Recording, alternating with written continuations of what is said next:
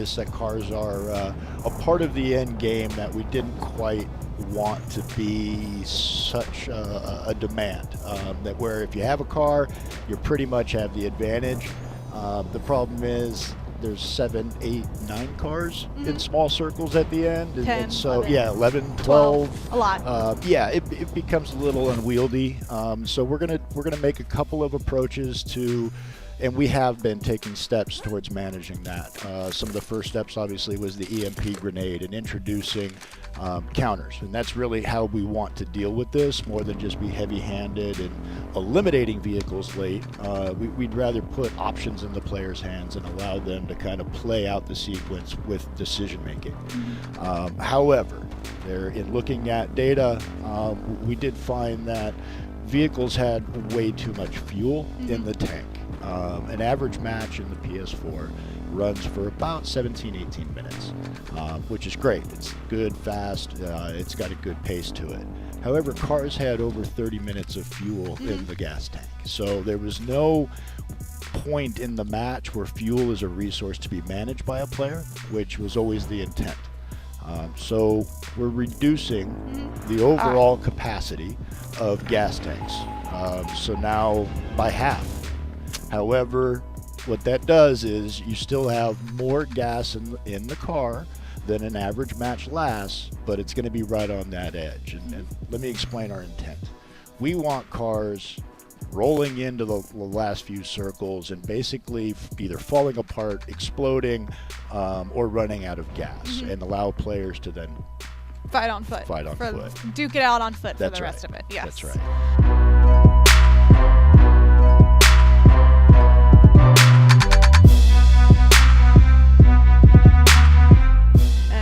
The other part you mentioned was increasing damage from certain weapons against vehicles. That's right. What we're going to do is we really want weapons that I like to refer to as utility weapons to be anti-vehicle. So grenades and the EMP and things of that nature. We've reduced damage resistance on vehicles by about 20-25%. And again, that goes back to one of the most exciting ways to get rid of a car is to have it explode. So that's ultimately it's certainly the most fun to watch. It is. Yes. It really is. Indeed. So while we're cognizant and aware of how this also applies to fives and duos, because there's a lot more bullets, we're taking incremental steps to get there and not just going to try and be heavy-handed. So. For sure.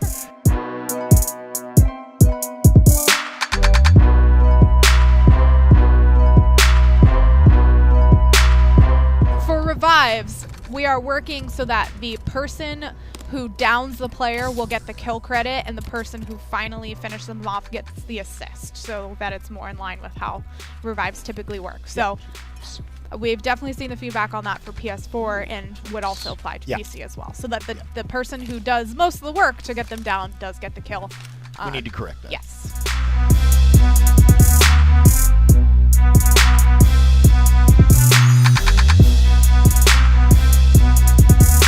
Color to the PS4 version. So one thing we've talked about is bringing over the lighting solutions, the 4 different lighting times of day that are available, the 4 different rotations that are currently available on PC that came out with the Outbreak map, and bringing those to PS4 as well. So you get the different times of day. You get the sunny, the dusk, the foggy, smoky. So you get a little bit of variety in color and pop. I mean, it won't be quite as colorful because, like, the Outbreak map, for example, has trees that are bright orange and stuff like that. Yes, its color palette is different, but it'll definitely be a difference from, what we're taking a look at right It'll now. brighten it up. Definitely brighten it up.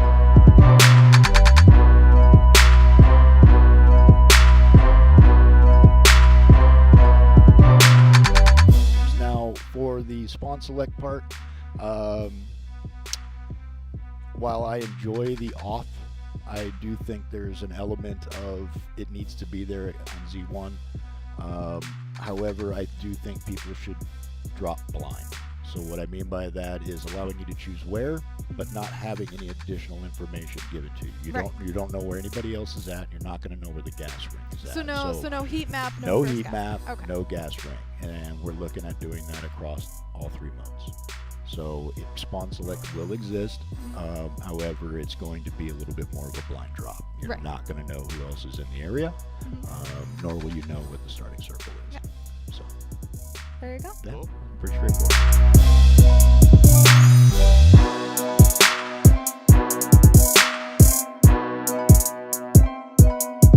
We'll let you take it away from here. All right, so two parts of this. Fuel capacity and fuel consumption is the first step that we took. And just to give you guys an idea, vehicles on the PS4 currently on live have roughly 34 minutes of fuel, of normal drive time fuel. Matches are about 15 to 18 minutes, depending on. Obviously you have far more fuel than is necessary for cars, and I think that's a big contributor to why they're there at the end. So what we've done is we've cut that fuel essentially in half. So they're going to find that they are now sitting around 11, 12, it's a little bit more than that, 11 or 12 minutes. But they're still, with people not always driving 100% of the time. Switching vehicles as they find. So yeah, that the capacity is a big piece, and it won't hinder people from being able to get to those final circles. For us, vehicles should be in abundance up to about the 5th circle, and then start weaning the vehicles out of the game, either through explosions or just turning into rocks because they don't have any more fuel.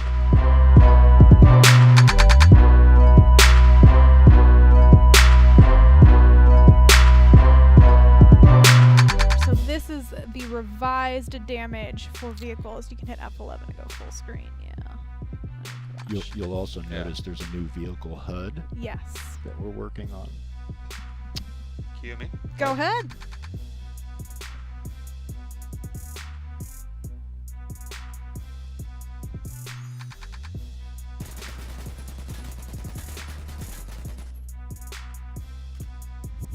So not quite a full, he didn't quite hit all of the clip on that one. And that's something that, it's hard to control. No.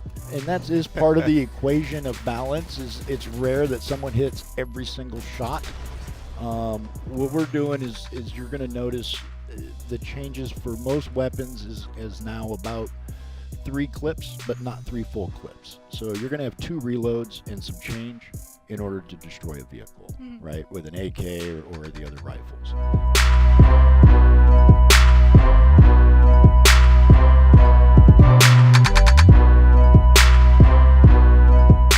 We have made some adjustments to the E-tip, so the explosive arrow. The explosive arrow actually was reduced in damage, so now it's taking more.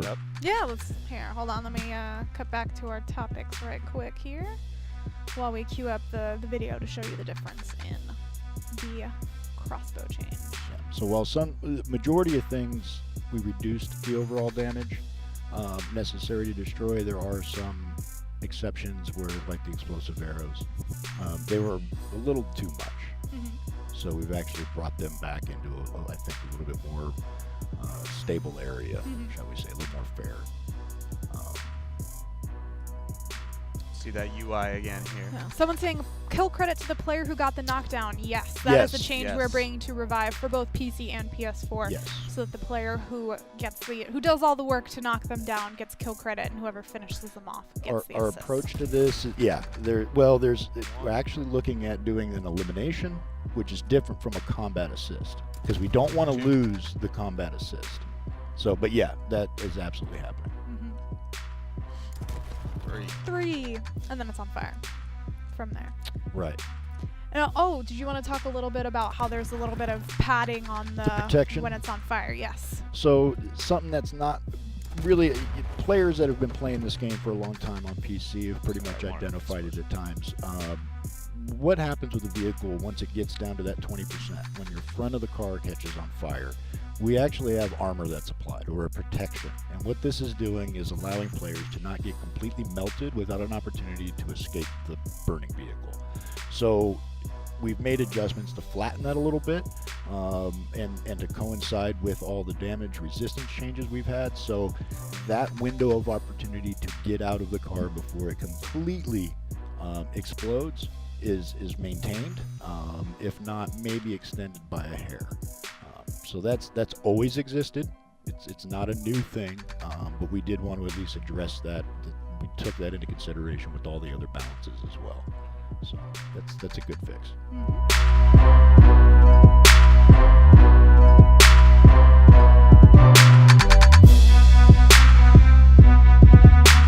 For our PS4 fans who are also PC fans or have happened to see some of the stuff for PC, when Z1, the new Outbreak map, the remastered Z1, launched on PC, it came with 4 different like climate or lighting schemes that it rotates randomly each match through one of them. So we are bringing some of those similar lighting schemes over to PS4 as well. And if you didn't happen to see those pictures yet, we've got some pictures to show you of what those look like.